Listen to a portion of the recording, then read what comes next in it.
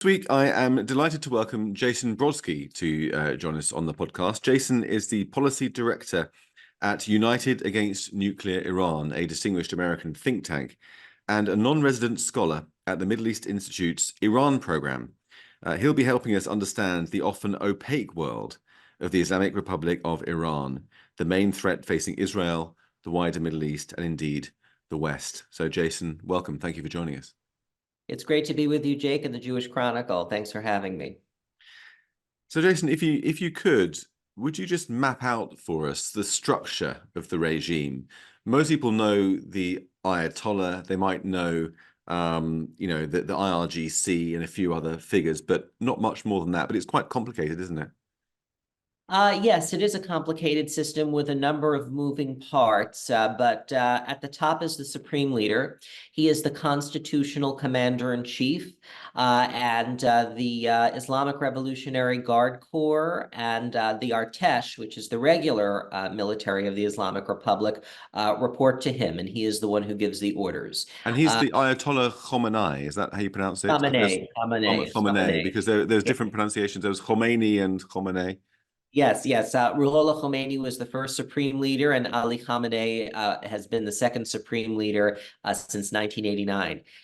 So you have him at the top, and then under him you have a body called the Supreme National Security Council, and that is an interagency process that's comprised of the president of the Islamic Republic, who is the chairman, technically, of the Supreme National Security Council, as well as the Minister of Foreign Affairs, the Intelligence Minister, the IRGC's chief commander is on there, the Artesh's chief commander is on there. You have other security agencies, the Ministry of Interior. So it's meant to come up with recommendations for the supreme leader on national security policy to form a consensus within the Iranian system. And at the end of the day, the supreme leader is the chief decision maker. And tell me about the president, because he took over some years ago, and it was a bit of a sea change towards hardline culture, wasn't it? Well, yeah, I think or even more hardline culture. Yeah, exactly. I think oftentimes in the West, we make too much of a big deal over who the president of the Islamic Republic is. I think the president of the Islamic Republic is like a chief operating officer, essentially. It is he is an implementer of the Iran supreme leader's strategic direction and strategic decision making, and so that's how I would describe this person. I think that Ibrahim Raisi is certainly more hard line than his predecessor, Hassan Rouhani, who was considered a pragmatist in Tehran. But Raisi is no doubt much more of a traditional Khamenei-like character in the Islamic Republic. I would say Raisi is probably the president who has been the closest to Khamenei in terms of his view of the world and how he operates since 1989, when Khamenei became supreme leader. So that's very important. And he's earned the nickname the Butcher of Tehran. Yes, Ibrahim Raisi is actually has been one of the most qualified individuals in terms of resume to hold the presidency, because he was Chief Justice before becoming president, and in the 1980s he was on a death commission that greenlighted the executions of thousands of political prisoners in Iran, thus him earning the nickname the Butcher of Tehran. Right, and when he was elected, which was fairly recently, it wasn't just a few years ago, 2021, he immediately appointed a cabinet of people who'd been sanctioned, who were on terror lists, who had Interpol red notices against them, and so forth. Yes, it's a the cabinet is essentially a criminal syndicate. And you have a lot of very hardline figures there who have, as you mentioned, a very checkered past. Ahmad Vahidi is the interior minister. As some of your viewers may know, he is subject of an Interpol Red Notice for his role in the bombing of the AMIA Center in Buenos Aires in 1994. Raisi also brought back into the fold Mohsen Rezai, a former commander-in-chief of the IRGC, and who was also wanted as an Interpol Red Notice for the Buenos Aires bombing. So these are there are a whole host of characters who are circulating in the Raisi administration of this nature. Okay, and so downwards from these top level guys, we've got various different arms of the security apparatus, both domestic and external. And my understanding is that they are, for one thing, hugely populated. I mean, they employ thousands upon thousands of people, and they sometimes work against each other as well as together. Is that right? There is competition among the security services. There's competition between the IRGC and Artesh as well. And the system... Artesh is what? Artesh is the regular military. Right. And so there is that competition there. It's built into the system. Redundancy is built into the system, especially in the intelligence community. Iran has two main intelligence agencies. One is the Ministry of Intelligence, whose head is nominally nominated by the president of the Islamic Republic and has to be confirmed by parliament. But in practice, the president is given a selection from the supreme leader of acceptable names, and he has to pick from those names. So that's the intelligence ministry. And at the same time, you have the Islamic Revolutionary Guard Corps, who, as I mentioned earlier, is directly subordinate to the supreme leader. Right. And within the IRGC, there's the Quds Force. Is that right? Yeah, the IRGC is more than just the Quds Force. I think the IRGC has multiple branches, so I can describe that if that's useful. It has a ground force, it has an aerospace force, it has a navy, it has a Quds Force, it has an intelligence organization. That's the entity that competes with the intelligence ministry of Iran, and it also has multiple economic conglomerates like Khatam al-Anbiya construction headquarters, which is a cash cow for the IRGC and the regime. So there are a lot, it's a very big bureaucracy and a lot of moving parts.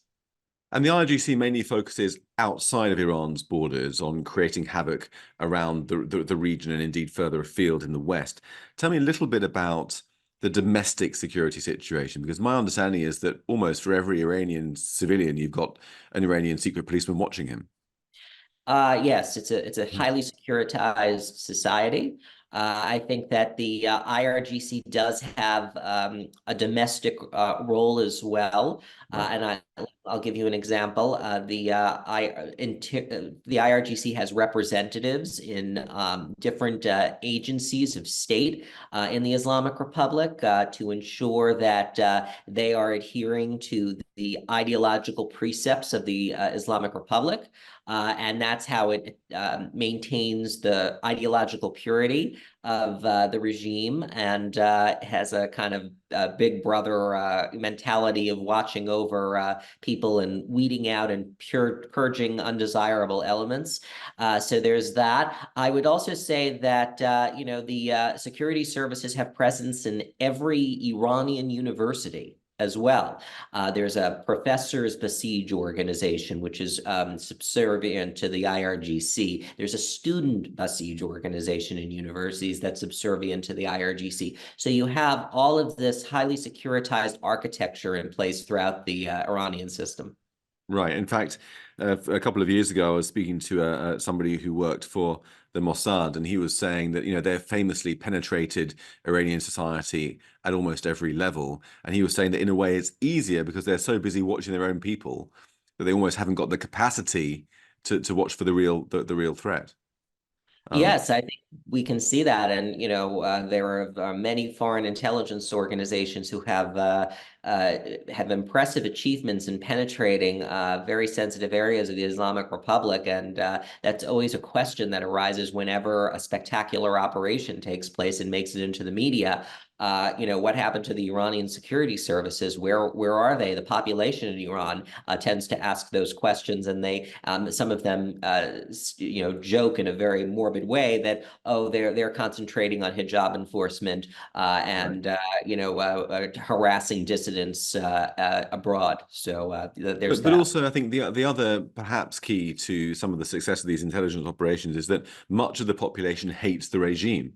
They're not representative, as far as I understand it, of the majority of the population. But before we talk about that, can you just give me a sense of the cultural and theological flavor of the regime apparatus and its inhabitants? What do they believe? What do they want? What drives them? What holds them together? What's their kind of raison d'etre? Well, they believe in the rule of the jurisprudent and the velayat faqih, and that is subservience to the supreme leader, who is at the top of the system. They also believe, and it's in the Islamic Republic's constitution, in exporting the revolution. I think that the Islamic Republic is not representative of Iran. The Islamic Republic is really a deviation in many respects from the proud, rich Iranian history that has been in place for a very long period of time. It's an anomaly. And that's what I think Western observers don't fully understand and appreciate. Especially the IRGC. It's not a conventional armed force. It acts as an ideological army. And that's what I think people have to understand. It's the Islamic the Islamic Republic acts as if it's a cause as opposed to a country.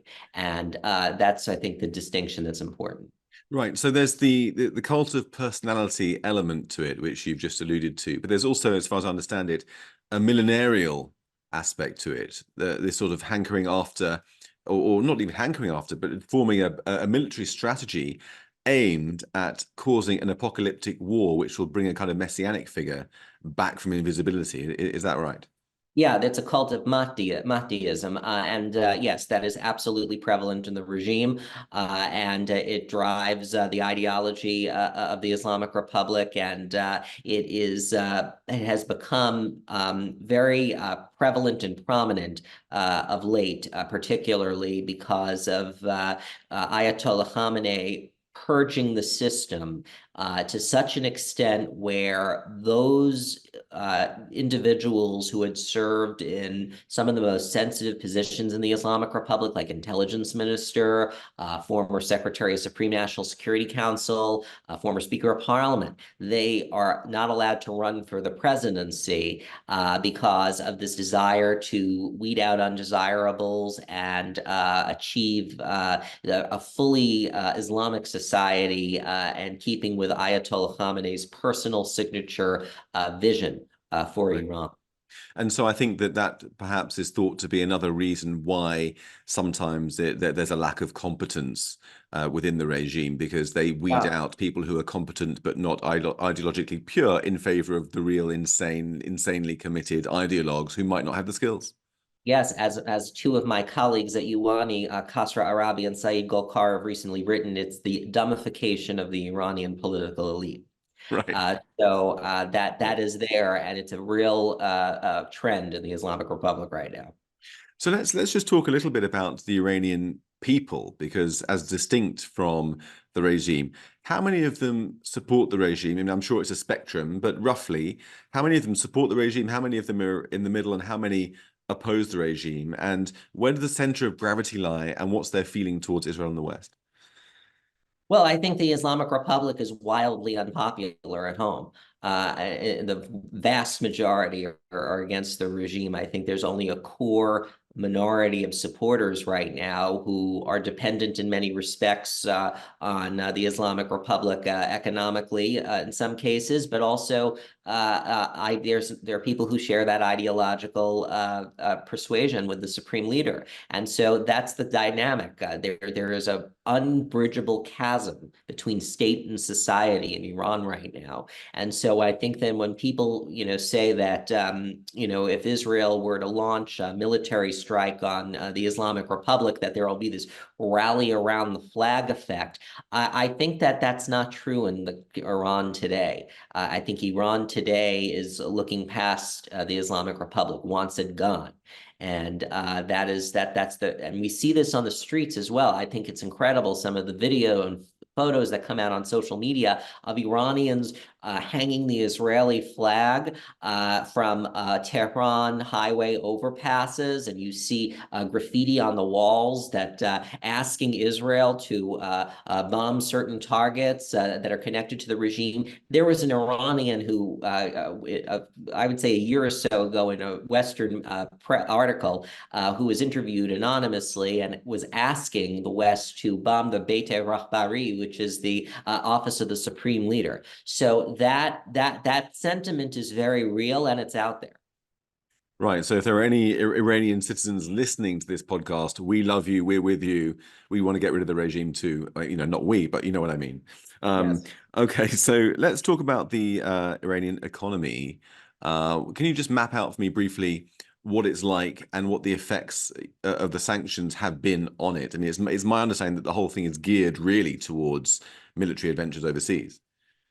Yeah, I think that the Iranian rial is hitting record lows right now. It has crashed, and the economy has been hobbled by years of sanctions. And the regime has found ways, ingenious ways, to circumvent these sanctions. And it has become so adept at it that it has been teaching Russia how to do the same, given the invasion of Ukraine. So that is a very big, that is definitely what the economy is like in the Islamic Republic. I think it's kleptocratic. There is extreme corruption in the Islamic Republic. You have there was a Friday prayer leader of Tehran, Qasem Zadigi, who was recently implicated in a corruption scandal, and it goes all the way to the top in the Supreme Leader's office. It's really it can be compared to a mafia, if you will, and different families and factions that are all competing with each other for different slices of the Iranian state. And that is kind of the dynamic. Right. And what's the economy constituted of? So you've got oil production, and then you've got, I suppose, agriculture and some industry. Yeah, oil production, energy, agriculture, other kinds of industry, service industries. So those are some of the broad. There's steel industry. So those are some of the ones that I would point out. And in terms of the oil exporting, one of the ways in which the Iranians have been able to evade sanctions is by the Americans allowing them to recently, by turning a blind eye and failing to enforce sanctions as part of some misguided attempts to offer sweeteners to get them into a new nuclear deal. For example, it's been allowed to sell oil to China, allowing it to produce and sell something like 2 million barrels a day recently, I believe. Yeah, we at United Against Nuclear Iran, we've calculated that since 2021, the regime has been able to earn over $90 billion in oil sales, and that is all while sanctions have been in place technically, and it's because of lax U.S. Oil sanctions enforcement in particular. And that has been a real challenge, because the United States is resourcing the regime at a time when it's trying to isolate it. And I think that the president and the Biden administration likely feels pressure not only to crack down on the sanctions, because this has been a subject of a lot of scrutiny on Capitol Hill, but at the same time, it's an election year, and he doesn't want gas prices to increase. And so if the United States were to go after Chinese banks, Chinese refineries, Chinese state institutions, that would create a complication and an election year for the president and make him vulnerable. So I do think that that's part of the calculus. Right now, Ioanni has been encouraging the administration to sanction all those entities, and I think we need to do it because of this extreme national security situation that we find ourselves in at the moment. Right. Although the sanctions relief, or not relief, because the Americans have been circumventing their own legislation with regard to sanctions to enable them to give the Iranians, billions upon billions of dollars. That's been taking place really that's a Biden thing, isn't it? Under Trump, there was maximum pressure, and that wasn't Yeah. happening. So it's been Yeah. happening for a long time under Biden, for Been like 4 happening since years. Yeah, 2021. Yeah, it's yeah, been yeah. happening there. And I think that, but there are also, I would say, there are structural issues in the economy and in the way the world has changed since 2013 to 15. You know, no longer are the P5+1 a coherent entity on Iran. You know, the United States and the E3, yes, are on the same page more or less, but China and Russia, because of great power competition and Russia's decision to invade Ukraine, have created fissures in that P5+1 coalition that originally banded together to produce the Iran nuclear deal of 2015. So there's that element as well. I see.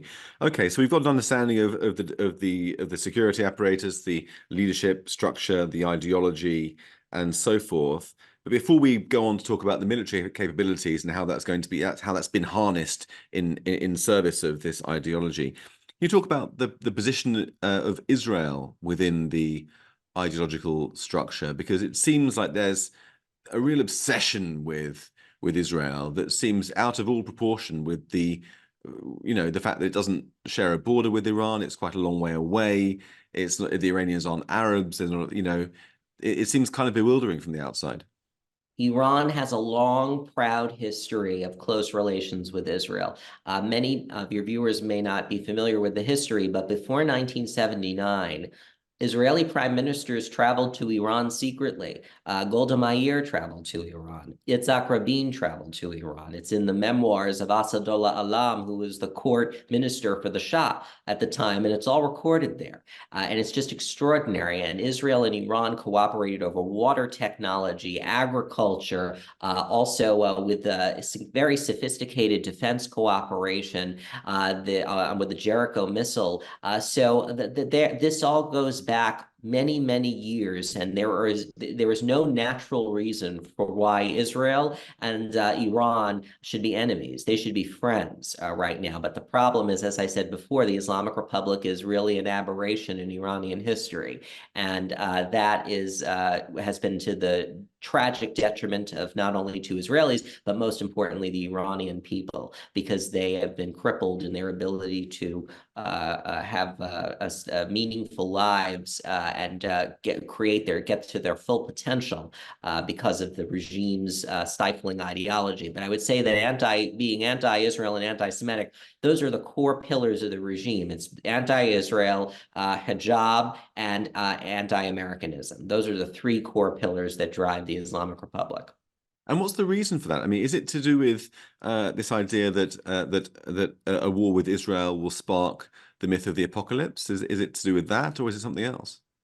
That's an organizing principle for the regime, and especially its ideologues. Absolutely. I think that there is an anti-imperialism, anti-colonial mindset of the regime that often finds itself having parallel and complementary views to some progressive elements in the West, and it tries to make inroads in that regard as well. That's an undercovered aspect of the Islamic Republic's modus operandi, I would add. But that is definitely part of the core ideology of the regime. Right. Yeah, I've been thinking since last Saturday that it's only a matter of time before we hear chants on our streets of Iran, Iran, make us proud. But let's not go there. So the regime's military capabilities, what are they?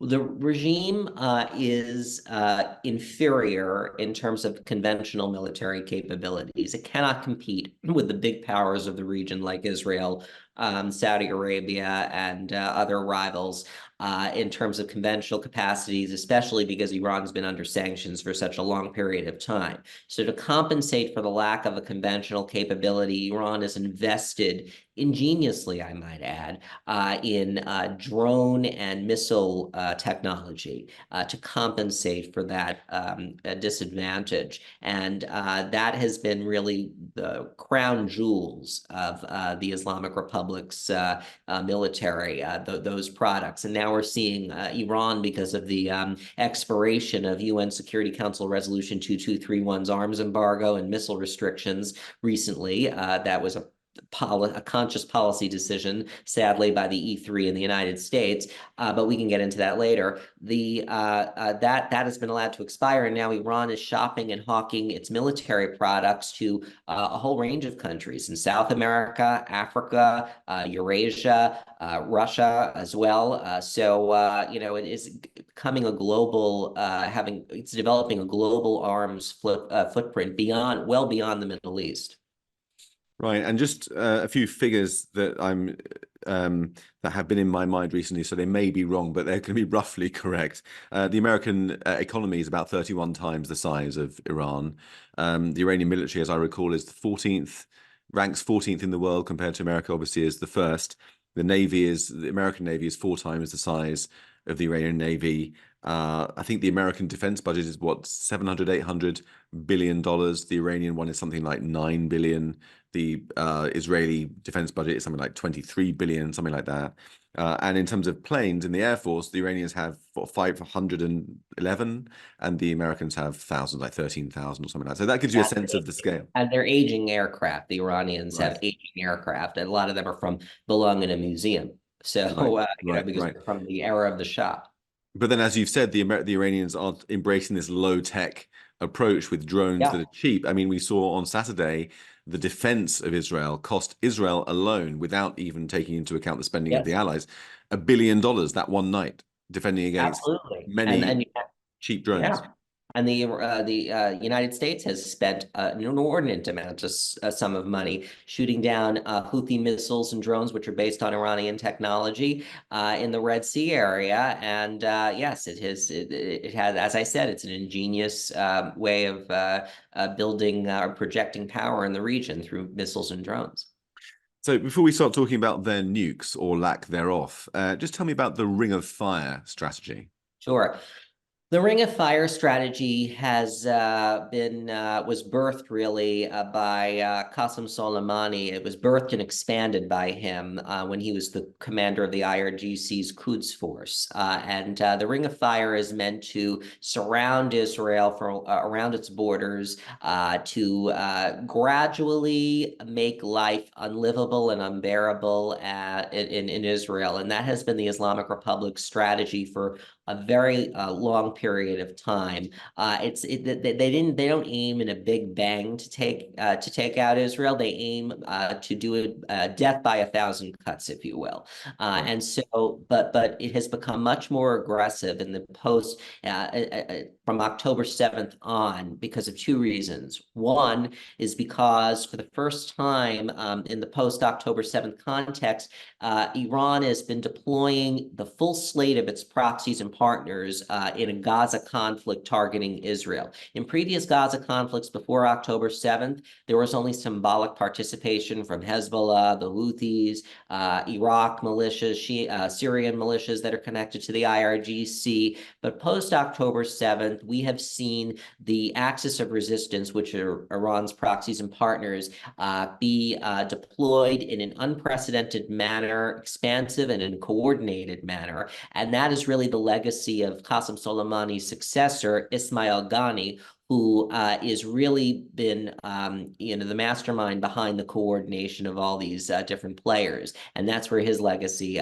comes in here. So that's the first reason. The second reason, again, and as we saw this weekend, is for the first time since 1979, the Islamic Republic launched a direct attack against Israel from Iranian soil.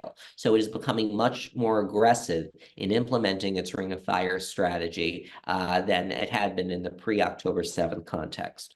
Right. So the Ring of Fire is about positioning these proxies around Israel in this ring. And it strikes me that Iran really, its strategy is one of increments, isn't it? It's seeing how far it can push the line and what it can get away with. And the implications are that right now, at the moment, with all this pressure on Israel not to respond to that attack on Saturday, if it doesn't do so, from the Iranians' point of view, that will be the new normal. Exactly. I think the most important statement of the flurry of comments that have come out of Tehran and the region and in the West about the situation in Israel was from the commander-in-chief of the IRGC, Hossein Salami, who boasted after April 13th about a new equation with Israel. And that is something that is unacceptable to the Israeli officials in the security establishment, where Iran would be launching attacks from Iranian soil instead of operating through proxies and partners in its various theaters around the region against Israel. And so Israel cannot let that stand. It must respond. It has an obligation to its people to respond. And so that's why I think that the portrayal of what happened on April 13th as a win for Israel is grossly overstated and gross political spin, because it wasn't a win. I think questions have to be asked in the West as to why Ayatollah Khamenei felt emboldened enough to feel comfortable that he can launch an attack against from Iranian soil against Israel for the first time since 1979. So I don't think it was a pure win, as the Biden administration and also Rishi Sunak have been saying. The defense performance of the interceptions was absolutely an achievement, but I think it's a gross overstatement to say it was a win for Israel. Right. So, I mean, we're speaking now before any Israeli response has happened. It may be that this goes out and people will be listening and thinking, my goodness, you didn't know what was going to come. But if that's the case, we can only apologize. But we're giving lots of useful context either way. So this is the incremental strategy that Iran has been pursuing with the acquiescence of the appeasing Biden administration, so far as it seems to me, over the last few years. And it reminds me of a couple of lines from Saul Bellows' book, To Jerusalem and Back, that he wrote after the Yom Kippur War, where he said that you get the feeling that Israel is something like an insecure tooth on which the Russians or the Iranians don't choose to use the pincers. They will work it back and forth, and when it's sufficiently loose, they will take it out with their fingers. It's that kind of approach, isn't it? Yeah, I mean, I think it's just extraordinary, some of the commentary that I'm reading, and also things coming out of the Biden administration, that, Israel has to be restrained in its response. It can't escalate tensions. If the United States was subject to a drone and missile swarm from Mexico, let's say, hypothetically, do you think that there would be demands in this country or elsewhere from the international community that the United States take the win, assuming they were all intercepted, and not respond to restore deterrence? It's absurd. So, yeah, I think that we have to look at it in that context. Israel should not be made to be subject to some kind of different standard than any other country in the international system. Right, but it seems to me that the one sort of bit of their military strategy that the Iranians have that isn't perhaps entirely incremental, or won't be if it's ever achieved, is the nuclear project. Now, Nadav Ayal, the Israeli journalist who writes for Yediot Ahronot, a couple of weeks ago broke the story that after October the 7th, during the war in Gaza, the Iranians were seeking to create or to purchase a trigger system that would set off a nuclear weapon. How close are we to Iranian nuclearization? Well, we're creeping closer, and that's a very disturbing report. I would say it's sadly consistent with the activities of an entity in Iran that have often gone overlooked in Western media coverage and conscious. Is the Organization for Defensive Innovation and Research, SPND, which Mohsen Fakhrizadeh, who Israel assassinated a few years ago, oversaw. And that is, he was the father of Iran's nuclear weapons program. And there, the U.S. intelligence community and European governments like to always say that Iran is not currently undertaking the core activities that would be necessary to produce a testable nuclear device. But the SPND entity has been reorganized after Iran stopped its nuclear weapons program in 2003 to undertake dual-use research and development activities, where thousands of employees who used to work on Iran's nuclear weapons program before it paused it were reorganized into this entity, and they have tried to procure, under the guise of dual-use technology, instruments and other kinds of goods that would be useful in the development of a nuclear weapon. And that's what makes this very dangerous, because there's no visibility into this aside from the intelligence community. And that's what we have to be watching very closely. I mean, I've seen conflicting reports. One report said that Iran has enough fissile material for a bomb for one warhead, and is now working on weaponization, i.e., making it shootable on a missile, and that will take a number of months. I've seen another report saying that it's a week away from that stage. I've seen a further report saying that it has enough fissile material for 3 warheads. What's your understanding of the state of play? Well, it has enough fissile material for certainly for it's for the 3 warheads. That's for sure. But I think that what we have to look at is there is the breakout timeline, which is very, very short, very the window is very tight right now there, and how long it would take to create a delivery vehicle that's operational with the fissile material. And so that would take the system much longer. Some estimates are 6 months, some estimates are 1.5 years. So I think that we have to break it down that way. But again, SPND, as I mentioned before, has been a black box. Because inspections of those kinds of facilities connected to SPND were not part of the nuclear deal that was inked in 2015. And that was, again, one of the flaws of that agreement. It seems to me that if you put all of this together, the incompetence, corruption, and fanaticism of the leadership, the ideology that is based around the apocalypse giving way to a messianic age, the pursuit of nuclear weapons, and how they've been so deceptive over the years in pushing forward with that development by increments, it seems that I'm not confident in saying that they wouldn't use those nukes if they were to get them. Well, I think that there are different schools of thought on that. I think that there are some observers who view Iran as wanting to achieve a Japan-like capability of being just a screwdriver turn away from nuclear weapons, and that's where it is really now. But there are others who believe that Iran wants to get a nuclear weapon and would use it. And even if it didn't use it, just the fact that Iran would have one would create, would reset the entire deterrence equation in the Middle East. It would make Iran more aggressive. It would encourage proliferation across the region, Saudi Arabia, elsewhere. And so that's what makes this all very dangerous. And I don't think that Ayatollah Khamenei can be trusted with a nuclear arsenal, given the regime's ideology and its aggressive behavior at home and abroad.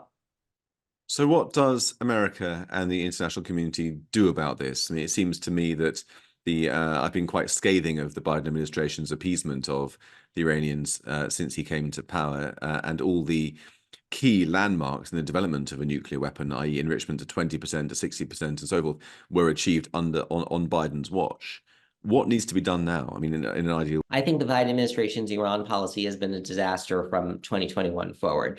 We started out trying to return to mutual compliance with the JCPOA, but the Iranian regime dragged out the talks. It took advantage of the stated willingness of the Biden administration and the emphasis on diplomacy to expand its nuclear program. Iran took the greatest leaps ever in its nuclear program under the Biden administration. Those are facts. It decided to enrich uranium to an unprecedented 60%, and it installed advanced centrifuges. And the Biden administration has ownership of that, irrespective of the Trump administration withdrawing. Actually, after the Trump administration withdrew, Iran took very gradual, reversible steps. But post the November 2020 elections, they grew the nuclear program by leaps and bounds. And so I think that the U.S. posture has been quite weak, and the absence of deterrence emboldened the Iranian regime to continue to test international red lines. So the JCPOA effort collapsed. And then the Biden administration tried to problem solve by coming up with these informal diplomatic understandings that were never written, never disclosed to the American people or Congress, and that tried to problem solve that way in the name of de-escalation, to keep the Iran file off the president's desk so that they could focus on China, Ukraine, and also trying to normalize relations between Israel and Saudi Arabia. But that also effort failed, especially in the post-October 7th context. And the Biden administration's Iran special envoy for Iran, Rob Malley, has been on leave, suspended because his security clearance was revoked. We don't have any details about that. And so I think it's, as I said, it's been a mess from 2021 forward. So that's where we are today.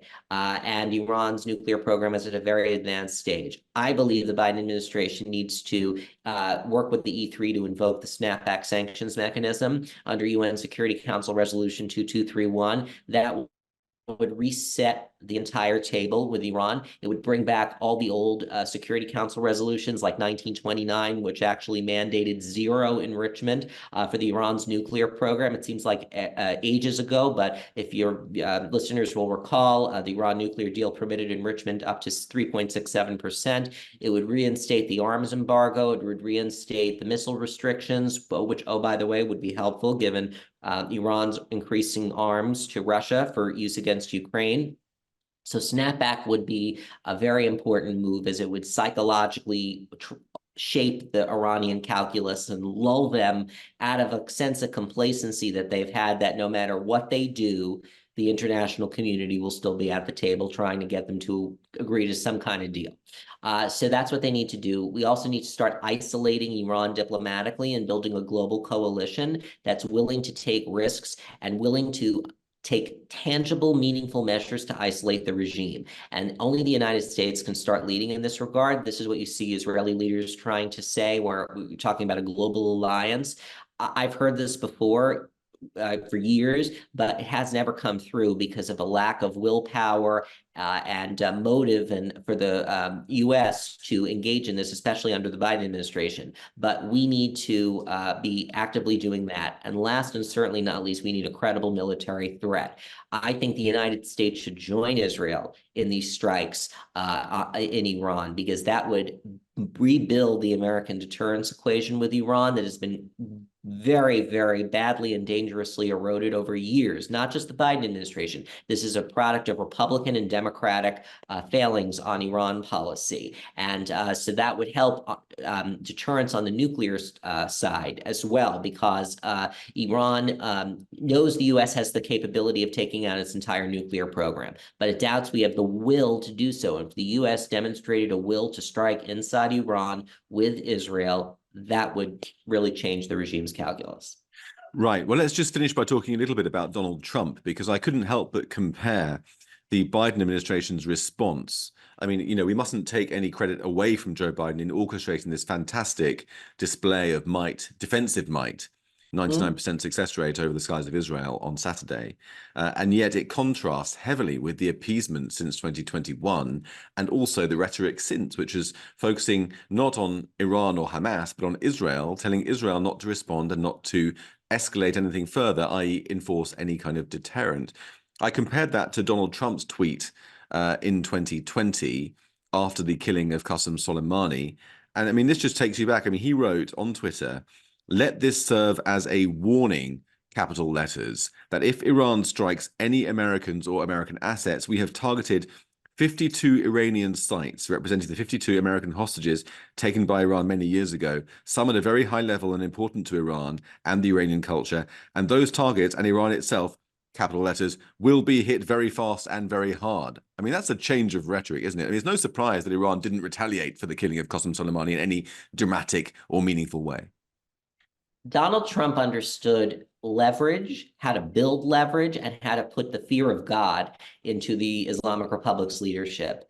Right now, we have a president who can barely speak about Iran because he's uncomfortable speaking about it. And that is a huge change. Biden has never given a substantive set of remarks about Iran in his entire presidency. So I think that's a striking contrast. I would say this: I think we have to be careful when we speak of military action against the Islamic Republic. We are not targeting the Iranian people, Iranian culture, Iranian heritage. We're targeting the Islamic Republic and the Islamic Revolutionary Guard Corps. So I think that just in terms of messaging, and targeting. It's important because we have to also be, the audience is not just the regime. We need the Iranian people. We need the Iranian people because they are the greatest allies, I think, of the West. And that dialogue between the Iranian people and the Biden administration and European governments has not been in existence, but it needs to happen. And if we start talking about cultural sites and those kinds of targets, that is, first of all, that would be a huge error, and I think we have to avoid that. I mean, that's typical Trump, isn't it? Sort of, kind of erratic and uncontrolled. But I think the main thing is this aggression, which seemed to serve as a deterrent. I mean, when Trump pulled out of the JCPOA in 2018, do you think that was the right decision? And after that, until the end of his presidency, until the Biden administration began, was he successful in trying to repress Iranian progress towards a bomb? I believe it was the right decision. I believe that deal was fatally flawed.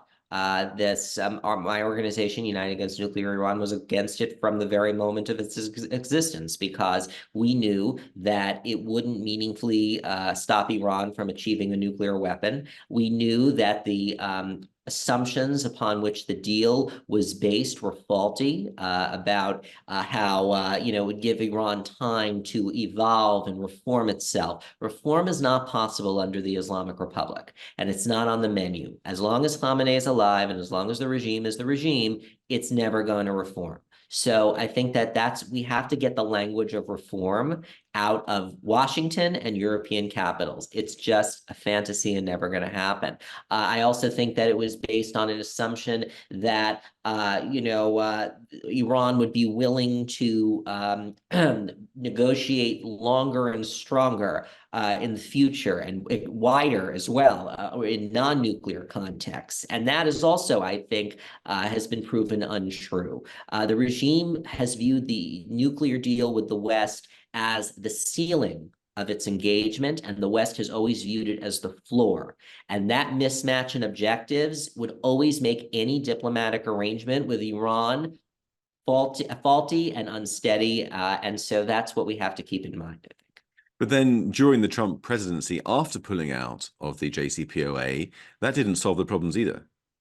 Well, I think that it deprived the regime of revenue. It deprived it because, and by the way, attacks, because it didn't have the lethality of attacks decreased because it didn't have the revenue. So that saved lives in the region.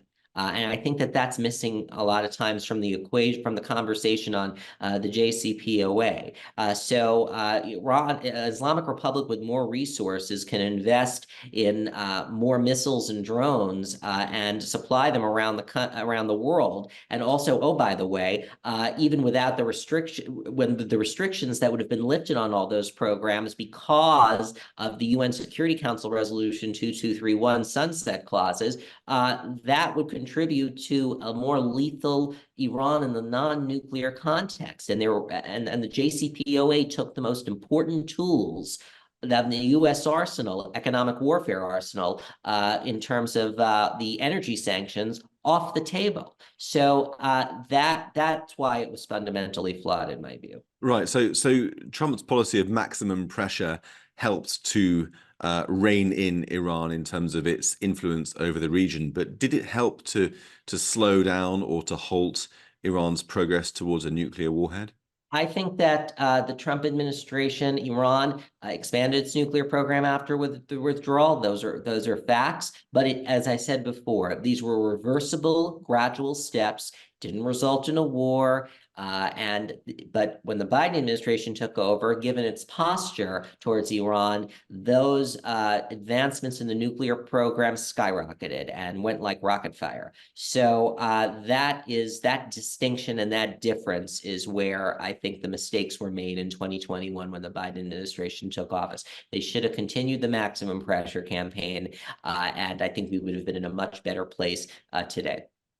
Right. So lastly, Jason, just throw us forward a little bit and forecast over the next period. We've got an American election in November that Trump is widely expected to win, but you can't count on that.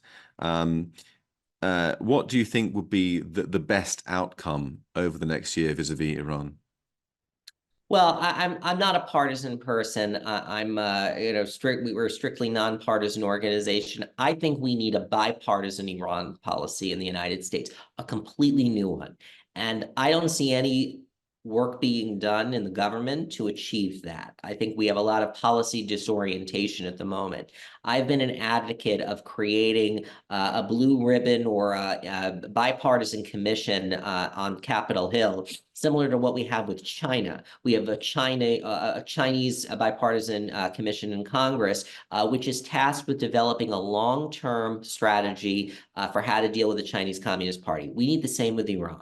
And it needs to be bipartisan. There need to be Democrats and Republicans, independents at the table with the administration, coming up with a consensus, because I think that the problem is in many respects, Washington has not been able to generate a consensus on what an acceptable Iran strategy looks like. And that's why the JCPOA collapsed, because of that lack of domestic political consensus. So I think we all need to come to the table.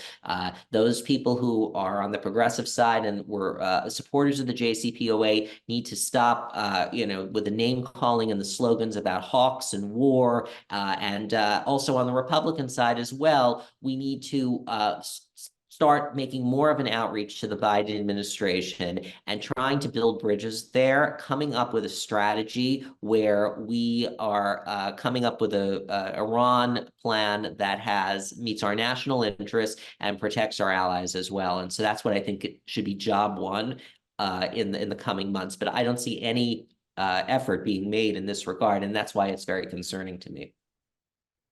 Right. Well, on that worrying note, Jason, thank you very much. Thank you to the listeners of our podcast for tuning in, and the viewers of this on YouTube as well. But most of all, thank you to you, Jason, for joining us. And I hope you'll join us again soon when we have hopefully better news and some kind of Iran strategy to talk about. Thank you, Jake. It's great to be with you. Thanks, Lovely. Jake. Thanks, Jason. Thanks a lot. Anytime. Okay, talk to you soon. I look forward to your column. Okay. Okay, Bye-bye. thank you. Bye.